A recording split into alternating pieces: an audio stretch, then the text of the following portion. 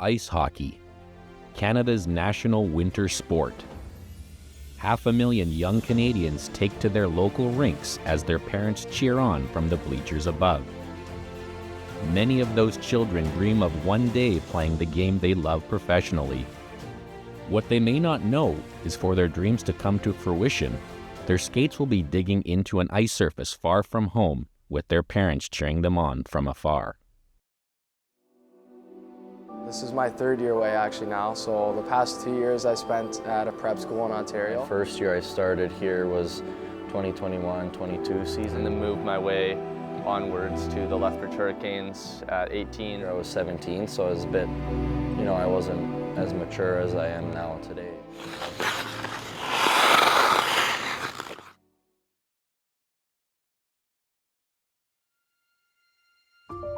In most cases, to make it big, players must either get drafted into the CHL, play in the BCHL, or play for academy schools.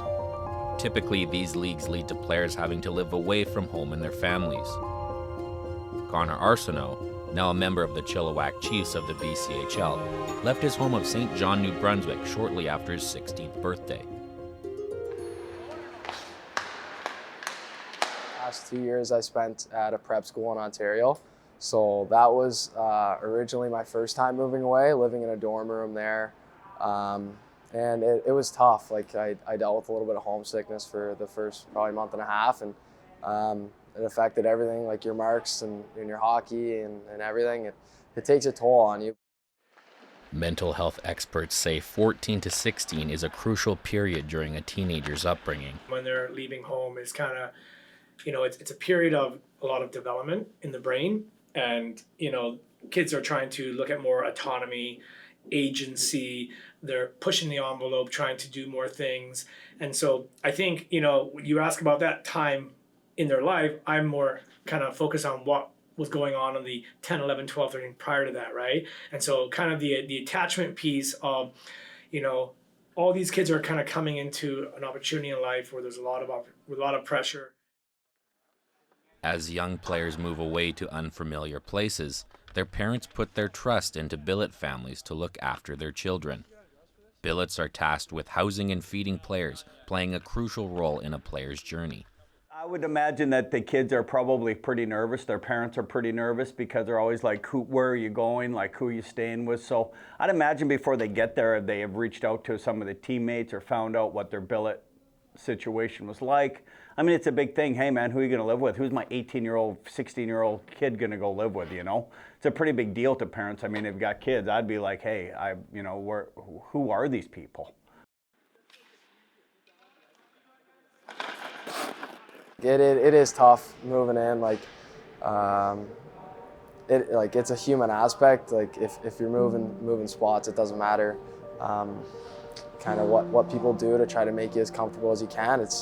You got to fill out your environment, and that's just the way it is. Sometimes it'll take a day, sometimes it takes weeks or months or whatever. So I would say more so the environment of what you're going in. But here it didn't take me long to feel welcome and feel a part of the family, which was great.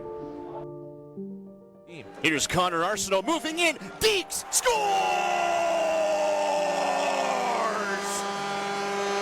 Great goal, Connor Arseneault! Establishing how to best interact with the new members of their home goes a long way into building trust in a billet household. Everybody has different levels of communication, and you're having another kind of like youth in your house that you may have parented, but every child needs to be parented differently, right? And you handle them all uniquely different. Sometimes food can be a great way to kind of bridge relationships and to really have that kind of breaking bread together and what are their kind of pregame meals and really trying to make them feel at home and comfortable. Dinner time at our house, and I think the boys would agree, pretty entertaining, pretty fun, right? I think that's important for us, and we all make an effort to sit down at the table. Dinner's at 6 o'clock. Dinner's at 6, right. And we're all sitting down talking about our day. And joining the trio at the dinner table is another billeted player. some billet brothers that I've had in the past that I wasn't so close to, and obviously some that I am really close to, and I'd say Connor is, I'm pretty close to him, even though he came in December. I feel like we've already grown a pretty good relationship. Other, say, males or boys in the house, it's a bit of a mentorship role. And I think, it's easier for them to be more kind of like boys will be boys, and they can be more relaxed and natural in those environments. Mateo's been with us for 3 years, which is really cool. It's the longest time we've had someone with us. We often go through change throughout the season, and last season was the first year that we didn't have anybody traded. So having Mateo for 3 years has been really cool. Yeah. And one of our first players always used to say that it was part of the package, so that now that he was in our lives, he was, he was part of the package. So Mateo now has us for the rest of his life. It obviously helps when you have outgoing people like my billets are now. And also my first year I was by myself. So that was kind of a bit of, my first year I was 17, so I was a bit, I wasn't as mature as I am now today, but I mean, obviously helping or living with other teammates too really helps, and I think that really brings a comfort level to me. And obviously the billets at the end of the day, they're taking strangers in, like pretty much strangers, they don't know who they are, and they're opening their homes to us. So, that just goes to show how caring and those type of people are, so I can't appreciate them enough for that. Billet families provide crucial support for the players they care for.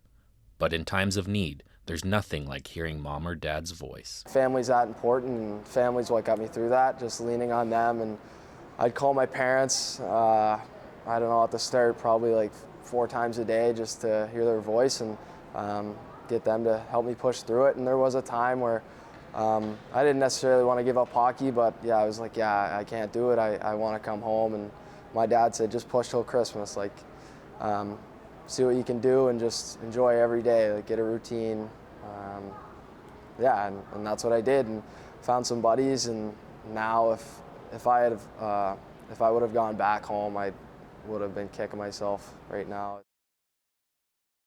Bulldog blue line, lost it. Arseneault shoots, he scores! My experience has been that when people know they have that person they can rely upon, they're not necessarily, having to be face to face with them, proximal in the same room, but knowing that they can, that when they reach out to that person, they're going to get back to them, and that can provide a level of reassurance and comfort. There's lots of kind of hyper masculinity appearing at this age, and lots of bravado.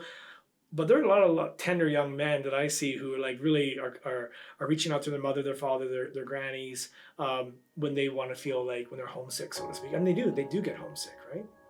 Having the reassurance of family from afar means the world to the players, but it's not quite the same as seeing your loved ones in person. Even my grandfather now, my nan who has passed away, but I miss them a lot, and other family, aunts and uncles and cousins, and it's tough moving away.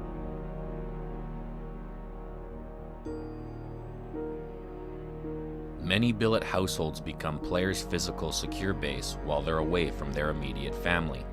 After building a strong bond and a home away from home, saying goodbye weighs on billet parents. Well, personally, it's very hard. It's really, it's hard to explain, but as soon as the boys come, they grab onto your heart and they're part of the family. So you go through a grieving period, and it's challenging. Welcoming new players in, our first year, we had a boy get traded. And I said, I'm never doing this again. It's just too hard. And Corey's like, we're not doing it. It's fine. And then we made the decision to keep going. And I'm so glad we did, because look at how many other players we've got to meet and families. The system's not going to change. Young boys and girls are going to go away at young ages. It's just a part of growing up as an athlete. And it's really about bending but not breaking, right? Just kind of riding it out. It hit a body in front. Bushimansky is going to get the assist, but it's Connor Arseneault. Like many before him, Arseneault may have bent, but he refused to break. He's shown resilience and wherewithal while chasing his dream, learning what matters to him more than anything. I mean, every time they're out here, you really cherish your time, and moving away from home has kind of taught me that. That family, I always knew that it mattered, but I didn't really understand the meaning of it, and moving away has definitely taught me that.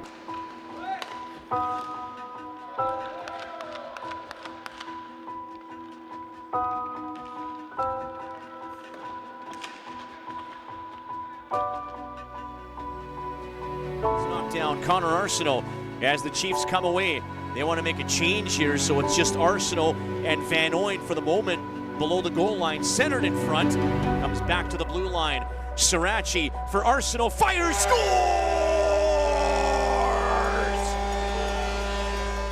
Here's the far side, Morin. Elfring to the net. Mercick following up. Mercick backhand scores.